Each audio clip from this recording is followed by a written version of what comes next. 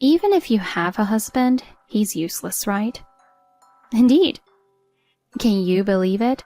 Despite it being our child's due date, my husband is planning a trip with his childhood friend. And guess what? She's also his ex-girlfriend. Seems like this guy values his childhood friend, his ex, more than his own wife or our child. If that's where his priorities lie, then he can go ahead and do whatever he wants. Well then, I'll just focus on prioritizing our child over you above anything else. I'll thoroughly knock you down, so brace yourself. My name is Jessica, and I'm a 40-year-old who absolutely adores cats. It's adorable when a somewhat independent cat occasionally comes and sits on your lap, isn't it? Some people say cats aren't cute because they're not affectionate. But I believe that aspect is just one part of a cat's charm. Yes, even if cats aren't affectionate, they're still cute. But it's not the same in a marriage. 10 years ago, I was living with a husband who showed me no affection whatsoever. I was 30 at the time. It was my 3rd year of marriage to my husband, Stephen, and due to his job, we had just moved to his hometown. I was pregnant, and at the height of my happiness. Or so I thought. But I soon started regretting moving to my husband's hometown. My husband had a childhood friend who was once his ex-girlfriend. Her name is Ashley. She's 1 year younger than my husband, and I've only seen her in a photo once, but she's very cute. Thanks to that, I can't help feeling a bit uncomfortable about the idea of her being his ex-girlfriend. There have been times when I've felt anxious, thinking things like, does he still have feelings for her?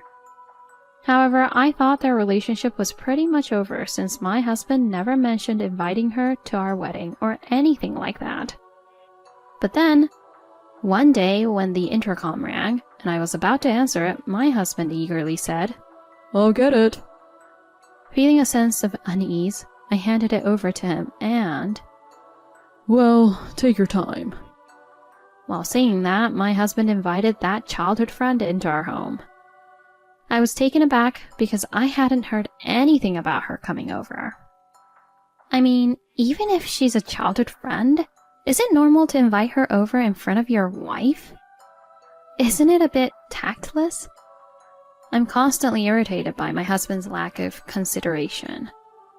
However, my husband and his childhood friend are completely unconcerned about me and are having a blast reminiscing about the old days. It was really unpleasant to feel as if I were intruding on their home. After that, his childhood friend began to visit our home often. At first, I made efforts to be more understanding, thinking, if they're getting along in front of me, maybe their relationship really isn't romantic. Maybe I should be a bit more generous. But my efforts only lasted once or twice. Because every time she comes over, I'm the one serving tea, pouring refills into their glasses while they chat away without ever including me in the conversation. My husband doesn't seem interested in including me in the conversation, and even when his childhood friend occasionally tries to engage me in conversation, he quickly switches to topics I don't understand, saying, "And by the way..." I couldn't tolerate the attitude that it was natural for a pregnant wife to serve, so I finally said to my husband, "I don't want you to invite her home anymore." "Why not? Can't I meet with my friends?" I'm also pregnant, so I'd like the home environment to be more relaxed if possible. The main reason is actually because I'm uncomfortable with my husband and his ex-girlfriend being friendly in front of me, but I was too afraid to say it because I thought it would make me seem petty. Then... "What's with that being so petty?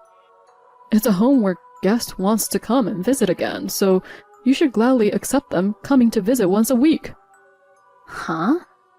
I couldn't believe my ears at my husband's words. After all, I'm the wife. You're right, my bad. I thought I'd get that apology. But... So you're taking your childhood friend's side. I can't help but think that. Then, I'll say it clearly. I don't want to see my husband and his ex having fun in my own home. It feels like I'm being shown a scene of infidelity. Huh? We're just interacting normally right in front of you. But you keep me out of your conversations with her. As soon as I said that, my husband fell silent with an ugh. He seemed to be aware, or rather, it seemed like he had been doing it intentionally. It's not cheating. I've just returned to my hometown, so I naturally hang out frequently for nostalgia. I'd understand if you bumped into each other on the street and decided to hang out next time. But you're the one who invites her to come over every time, aren't you? It's normal if she's a friend. You've never invited a male friend over to our house before. That's because that's just how it is with Ash. I knew from the start that he referred to her like that, but it was naturally discomforting for him to address her by her nickname. It felt like he was using her nickname with a sense of familiarity, almost as if he were talking to his girlfriend. Sorry, yeah, I might have gone too far. I'll reflect on it. I won't invite her over anymore. Really? Yeah, so cheer up. Okay. As my husband said this, he hugged me and patted my head. Even this gesture felt rushed, as if it were just a perfunctory task. Is it my bad personality that makes me feel this way? It felt like there was no sincerity in it. And later, this hunch would come true.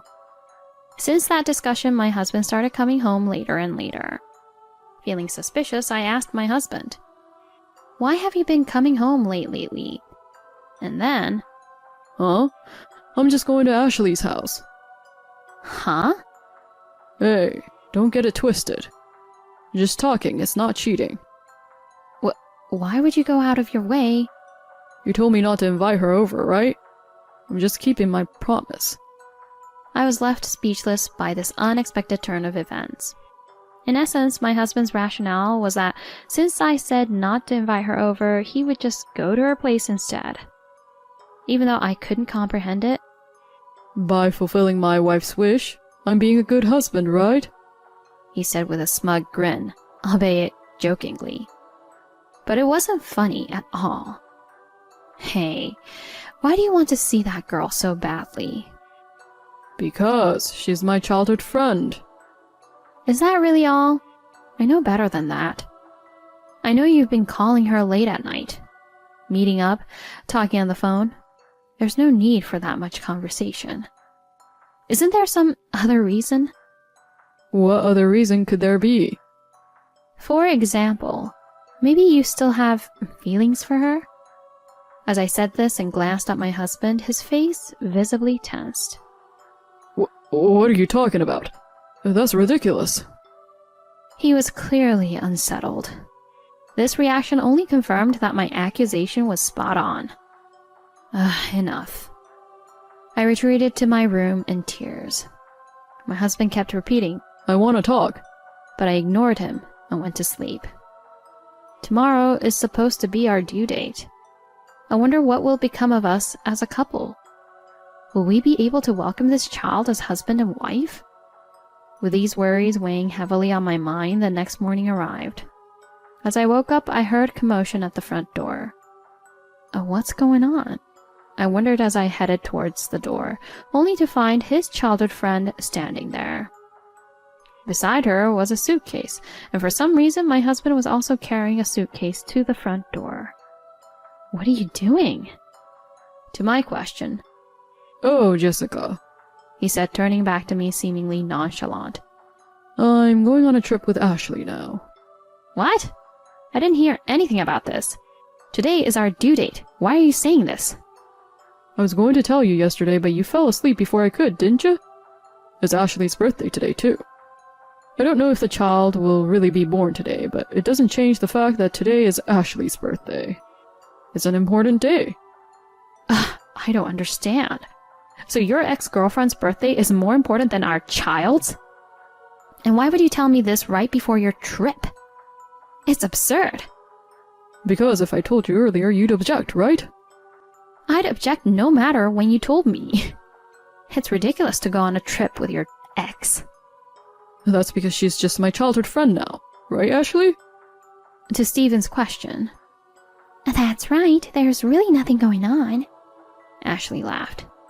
There's no way I can believe that. Cancel the trip.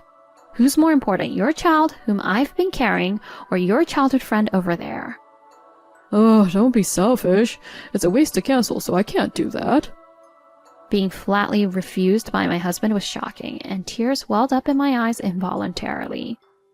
Even if it's the due date, it's the wife who gives birth, so even if he's there, he won't be of any help, right? Once the child's born, I'll take him to the hospital immediately. Certainly. Saying that, both my husband and childhood friend laughed. Ignoring my objections, they left the house, saying it was time for the train. Unable to endure the mistreatment, I collapsed at the entrance and cried for hours. Feeling anxious about being alone so close to giving birth, my in-laws who lived nearby came to the house. From then on, I started preparing for childbirth, but there were no signs of labor. In the end, our long-awaited daughter Sophia was born one day later than the due date. It seems my husband, who had been informed of the birth by my in-laws, had returned from his trip just in time. Well, she's born. Congrats. My husband said with a smiling face. And strangely, right next to him, "It's my first time holding a baby," Ashley said excitedly. There's no way I'd let you hold my child. An unknowing nurse tried to hand the baby over to my husband. My husband also happily said, I'm the dad. Reaching out to pick up the baby. Huh? Who's that? As I said that, my mother intervened and took the baby from the nurse. My husband received cold glances from both his parents. Huh? My husband exclaimed in a foolish voice. Mom, bring that out. And my mother took out a piece of paper from my bag and handed it to my husband. Huh? Oh, what's this? Divorce papers? That's right. In response to my husband's stunned expression, I responded with a firm attitude. Saying I'm daddy so easily, huh? Shameless beyond belief. A man who goes on a trip with his ex on his daughter's due date has no right to call himself a father. If that's the kind of father she'd have, she's better off without one. Up until now, I alone had to endure it, but now my children will be involved. I don't want to do that. So I'm getting a divorce. I always thought it was better for kids to have both parents in the same room, but even kids wouldn't want parents who fight every day over their exes. To my words, my husband responded. Hey, it's too hasty. Don't be so upset over a trip. With a smirk, he tried to lighten the mood here. However, whack! With the sound of a snap, Stephen staggered. It was my mother-in-law who slapped him across the cheek. Don't take childbirth lightly. You lack a lot of awareness as a father. If Jessica had been alone when she went into labor, there could have been a chance she might have lost her life. In her anger, my mother-in-law's breathing became heavy, and my father-in-law tried to calm her down. But even he was also angry with my husband. I am ashamed to have raised such a son. He glared at my husband with bright red eyes. What the hell? Even my mom and dad? It's just a trip, right? I didn't cheat on her. I'm this child's daddy, remember? Isn't that a bit too much? I don't think of you as a father. When I involuntarily raised my voice at my husband's words, my sister-in-law gently patted my back, saying, It's not good for your health. After childbirth, I deeply appreciate that my in-laws paid the extra fee to make the room a private one, expecting there would be disputes when my husband came. None of us could contain our anger towards my husband. We can't leave Jessica with you anymore, Stephen, his parents replied. Amidst an atmosphere completely hostile to my husband, my father-in-law uttered, Now that the child is born, Jessica, we consider you family regardless of whether you two divorce or not. But you, we don't believe in you anymore. What? My husband raised a bewildered voice. You're disowned too. Never show your shameful face to us again. Oh, come on, Dad. That's too much. We're tired of you not understanding the gravity of the situation. We don't need a man who prioritizes his own desires over protecting his own child and our family. You don't have to say it like that. Not just you, Dad, but Jessica too. We've only been married for a few years, you know. I've even talked to my colleagues about having kids. I don't want to lose my family like this, especially not at a time like this. Rethink this. Even after all this, you're still selfish. Don't you care about losing your family? I don't know, did you ever really see me and our child as part of your family? Well... Upon hearing my words, my husband glanced briefly at Ashley. You still love her, don't you? Why don't you start over? You can marry her instead, couldn't you? At that moment, my husband's eyebrows twitched, showing a moment of hesitation. He might not be entirely opposed, but perhaps he was considering how Ashley felt. However... What? Wait, Jessica, I assure you, I have absolutely no interest in him anymore. I was just a middle schooler when we dated, and I admired older boys back then. I really don't see Steven as a man anymore, not even a tiny bit. My husband, stunned, his mouth agape, was frozen in disbelief as Ashley spoke with unwavering clarity. Besides, I was just proposed to by my boyfriend the other day. Huh? My husband seemed taken aback by this revelation, his face going from pale to even paler, standing there in utter shock, apparently unaware of this development. Oh, wait, did you mention a boyfriend? To me?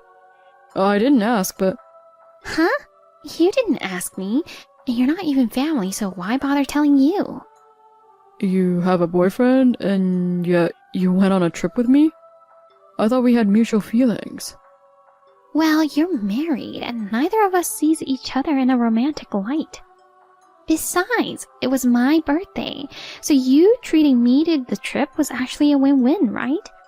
And plus, my boyfriend is away on a business trip, so I couldn't see him anyway. My husband was aghast at Ashley's words, which were so reasonable. Indeed, for her, my husband was just a childhood friend, and this trip was simply him being her wallet. You could tell that Ashley had absolutely no interest in you, but you still liked Ashley, didn't you? That reaction. My husband was speechless when questioned by me. Seeing that, Ashley said, Well, that's troubling, with a genuinely disgusted expression. Because I felt like we were like family. If you saw me in that way, Steven, I'll stop being friends. Seriously, gross. Ashley said with a straight face, leaving my husband in tears. Oh, he was a sight to see. Ashley left with a simple, "See you." No one could bring themselves to speak to my pitiful husband. Most troubled of all would have been the nurse. I just brought your child here in this atmosphere. Seemed like she wanted to ask, what should I do? Well, I understand now. It wasn't infidelity, but... Anyway, I'm going to divorce. Please pay child support. My husband did not reply to me as I spoke, unable to contain my laughter. Or rather, I don't think he could. My sister-in-law pulled my husband, who was stunned and groaning, and locked him out of the hospital room. Afterwards, for a while, my husband... I don't want to be alone. It wasn't cheating, so please forgive me. He cried and resisted the divorce, but I proceeded with the divorce without giving any room for negotiation. Having a child really does make a woman stronger. I felt I should divorce from such a husband as soon as possible and focus on raising my child. I could think that, thanks to my child. I received child support, and even the compensation I thought I wouldn't get, I received. Because the marriage was short, my in-laws, worried about the lack of significant property division, yelled at my husband until he paid up. They supported me and my child's life. Thanks to that, our life was comfortable without any inconvenience. On the flip side, my husband got disowned by his parents, just as they had proclaimed, and he ended up handing over all the money he had to me. He had a job, so he quickly found a place to live. But it seems he lost his standing at work. My husband was hiding the fact of our divorce at work. He seemed to be pretending to be a great dad, actively involved in parenting, as if he had a family. However, he was frequently spotted buying a single portion of lunch at the convenience store. Somehow, the divorce was discovered. In the office, he seemed to have become quite uncomfortable being recognized as the guy who pretended to have a family. Among the female employees, "He's delusional, isn't he?" I thought he never had a wife in the first place. Such rumors spread, and people treated him completely like a loser. Even my husband has to pretend. I left my wife, He apparently said. That surely garnered even more resentment from the female employees. It's foolish to tighten your own noose and limit your options just because you hold yourself in such high regard. He continued to work while being looked at with disapproval, unable to quit his job due to having to pay child support. On the other hand, my child has grown up and become a bit cheeky lately. "Mom, if you skip the night lotion, your lines will deepen." Why do you say such things? What's with that slightly snarky comment? I think to myself, girls grow up so fast. I too admired my parents' cosmetics when I was in elementary school. It's an age when one becomes aware of beauty, so I guess it's a path everyone takes. As my daughter suggested, maybe I'll start patting some anti-aging lotion on my laugh lines with a cotton pad. She's a precocious and sassy daughter, but she even helps with cleaning. Lately, it seems she's taken an interest in cooking, and we've been spending more time making dinner and sweets together. She's eager to bake cookies for my in-laws this weekend. My father at home has taken up bread making, so I plan to join him for lessons next month. When I first decided to become a single mother, I was really anxious. Could I really make my child happy? I worried about whether I would make them feel lonely or impoverished. But looking back, there's been far more support for my child, far more love for them to grow up with than when I was living with my husband. Some still say it's better to have both parents together. There are still people who say such old-fashioned things, but what's important is how many caring adults are there for the children. We're never just one mother and one child. Supported by many people, we've become a family. That's how I feel every day.